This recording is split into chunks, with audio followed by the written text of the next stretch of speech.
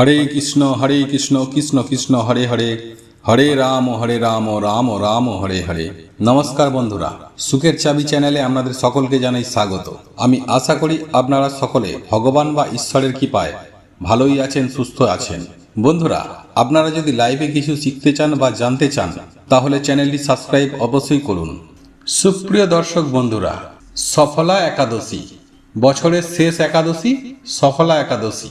আর আপনি এই সফলা একাদশী পালন করুন অথবা নাই করুন, কিন্তু একাদশীর দিনে সন্ধ্যাবেলায় চুপচাপ বাড়ির এই স্থানে জ্বালিয়ে দিন একটি প্রদীপ। এর ফলে আপনি অখণ্ড সৌভাগ্যের অধিকারী হবেন। ঠিক তেমনি এই প্রদীপ যত জ্বলবে ততই আপনার মান সম্মান এবং অর্থ আসবে ঝড়ের বেগে। হ্যাঁ বন্ধুরা, আপনারা একেবারে ঠিকই শুনেছেন। এই একাদশীর দিন সন্ধ্যাবেলায় আপনার তুলসী তলায় এই সামান্য একটি ছোট্ট কাজ করার অবশ্যই চেষ্টা করুন। এর মাধ্যমে আপনার পিতৃদোষ থেকে যেমন আপনি মুক্তি পেতে পারবেন, ঠিক তেমনি আপনার পরিবারের কোনো সদস্যর অকাল মৃত্যুর হাত থেকেও রক্ষা পাওয়া সম্ভব। বন্ধুরা, এই ছোট্ট একটি কাজ ভগবান শ্রী হরিকে যেমন সন্তুষ্ট করেন, ঠিক তেমনি মা লক্ষ্মীকেও অত্যন্তই প্রসন্ন করবেন। বন্ধুরা, আপনারা প্রত্যেকেই জানি যে সমস্ত একাদশী ভগবান শ্রী বিষ্ণুর উদ্দেশ্যে উৎসর্গ করা হয়। আর বছরে যে 24টি একাদশী রয়েছে তার মধ্যে এই সফলা একাদশী এক অন্যতম গুরুত্বপূর্ণ একাদশী।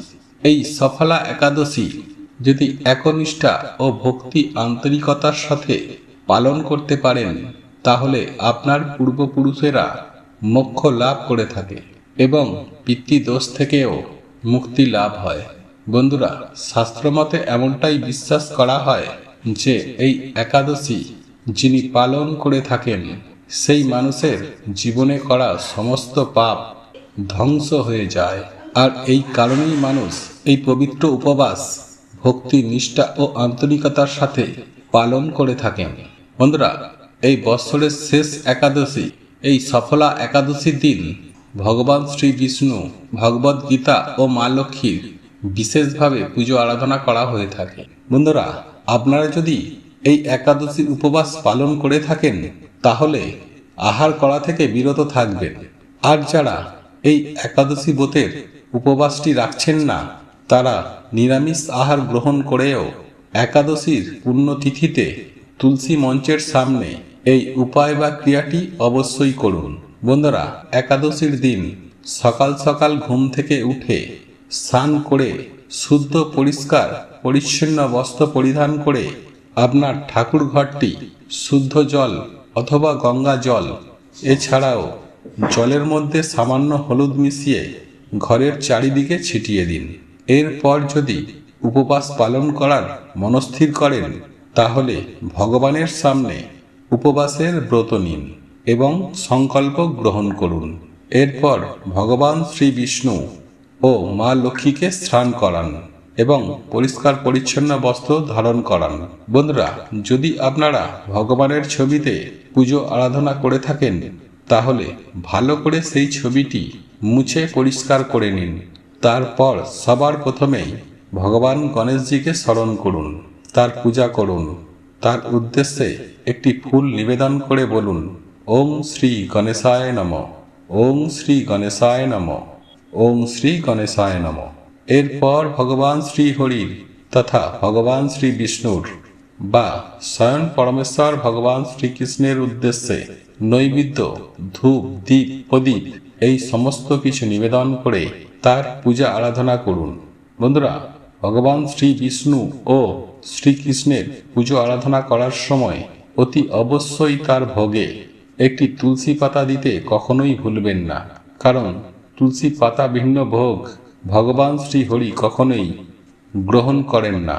বন্ধুরা, ভগবান শ্রী বিষ্ণুর পুজো আরাধনা করার পর মা লক্ষ্মীর উদ্দেশ্যে অতি অবশ্যই একটি লাল ফুল নিবেদন করুন এবং সম্ভব হলে মা লক্ষ্মীরও পুজো আরাধনা করুন এই একাদশীর দিন। বন্ধুরা, এই পুজো আরাধনা সম্পূর্ণ হয়ে যাবার পর একাদশীর ব্রত কথাটি অবশ্যই শ্রবণ করুন অথবা পাঠ করুন, কারণ কোনো একাদশীর ব্রত কথাটি আপনি শ্রবণ বা পাঠ না করে থাকেন, সেই একাদশী করাটা অসম্পূর্ণই থেকে যায়। তাই যারা একাদশীর ব্রতর উপবাসটি রাখছেন তারা এই দিন ফল এবং দুগ্ধ সেবন করতে পারেন, কিন্তু কোনো অবস্থাতেই বা কোনো পরিস্থিতিতেই একাদশীর ব্রত উপবাসটি রাখার সময় এই দিন পঞ্চ রবিশস্য অর্থাৎ চাল, গম, যব, ডাল বা সরিষা এই জাতীয় কোনো প্রকার খাবার ভুলেও গ্রহণ করবেন না। এতে একাদশীর ব্রত ভঙ্গ হয়। বন্ধুরা, এই দিন ভগবান শ্রীকৃষ্ণের শ্রীমদ্ ভগবদ্ গীতায় 11তম অধ্যায়ের যে কোনো একটি শ্লোক পারলে অবশ্যই পাঠ অথবা শ্রবণ করুন। বন্ধুরা, এই একাদশীর পালনের প্রধান কাজ হল নিরন্তর শ্রীহরিকে স্মরণ করা। তাই যদি একাদশীর দিন কেউ একাদশীর ব্রত নাও রেখে থাকে, কেবলমাত্র ভগবান শ্রীহরিকে স্মরণ করেন, তা হলেও সেই ব্যক্তির ভগবানের কৃপা লাভ করে থাকেন। যাই হোক বন্ধুরা, এইবার আমি আপনাদেরকে জানিয়ে দেব যে এই সফলা একাদশীর দিন যে কোনো ব্যক্তি এই উপায় বা ক্রিয়াটি করতে পারেন। হ্যাঁ বন্ধুরা, আপনারা একেবারে ঠিকই শুনেছেন। আপনারা এই সফলা একাদশীর ব্রত পালন করুন বা নাই করুন, কিন্তু একাদশীর দিন সন্ধ্যার সময় যে এই একাদশীর পূর্ণ তিথিতে আপনারা যদি এই কাজটি করে থাকেন, তাহলে ভগবান শ্রী বিষ্ণু প্রসন্ন হওয়ার পাশাপাশি মা লক্ষ্মীও আপনার প্রতি অত্যন্তই প্রসন্না হন এবং আপনার পূর্বপুরুষরাও মুক্তি লাভ করে।